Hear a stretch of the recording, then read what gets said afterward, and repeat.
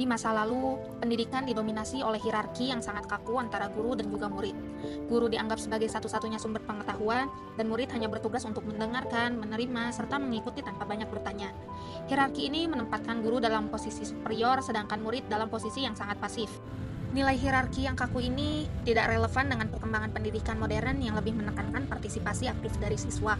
Pendidikan pada abad ke-21 ini membutuhkan interaksi yang dinamis antara guru dan juga siswa agar proses pembelajaran lebih efektif dan juga lebih bermakna. Pendekatan kolaboratif yang lebih egaliter juga dapat memberikan kesempatan kepada siswa untuk bertanya, mengungkapkan ide, serta membangun keterampilan berpikir kritis dan memecahkan masalah. Pada masa ini juga, pendidikan seringkali dibatasi hanya untuk kalangan tertentu saja, seperti seorang laki-laki ataupun orang kaya yang memiliki status sosial tinggi. Pada masa ini, pendidikan dianggap sebagai hak dasar bagi setiap individu tanpa memandang gender, latar belakang sosial, ataupun ekonomi. Pembatasan akses pendidikan sudah tidak sejalan dengan semangat inklusivitas dan juga kesetaraan dalam pendidikan modern.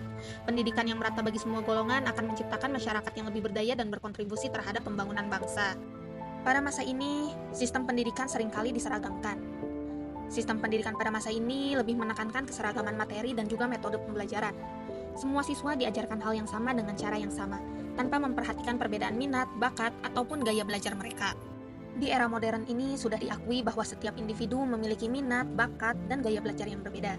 Keseragaman sistem pendidikan akan membatasi potensi unik dari setiap siswa dan dapat menghambat perkembangan mereka. Pendidikan yang menyesuaikan dengan kebutuhan siswa terbukti lebih efektif dalam mendorong partisipasi aktif dan juga meningkatkan hasil belajar. Budaya pendidikan pada masa ini masih berbasis pada metode hafalan. Siswa diajarkan untuk menghafal materi tanpa memahami konsep ataupun konteksnya. Pendidikan berbasis hafalan ini sudah tidak lagi relevan dalam menghadapi tantangan dunia kerja dan kehidupan modern yang lebih dinamis. Saat ini, keterampilan seperti berpikir kritis, pemecahan masalah, dan kreativitas lebih sangat dibutuhkan. Fokus pada hafalan tidak akan memberi siswa kesempatan untuk mengembangkan kemampuan berpikir tingkat tinggi yang akan membantu mereka di kehidupan nyata. Siswa perlu diajak untuk memahami konsep secara mendalam dan belajar menerapkannya dalam situasi yang berbeda, sehingga mereka dapat mengembangkan kemampuan adaptasi, kreativitas, serta pemecahan masalah yang relevan untuk masa depan. Selanjutnya adalah langkah praktis untuk memperbaiki nilai dan budaya pendidikan yang sudah terbentuk. Dengan cara yang pertama yaitu mendorong pendekatan pendidikan yang lebih egaliter. Langkah pertama untuk mengubah hierarki yang kaku adalah dengan mengadopsi pendekatan pendidikan yang lebih egaliter.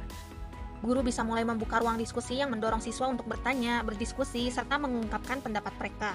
Guru berperan sebagai fasilitator yang mendukung pengembangan kemampuan berpikir kritis siswa, bukan hanya sekedar sumber pengetahuan yang harus ditaati. Selanjutnya, dengan cara mewujudkan akses pendidikan yang merata.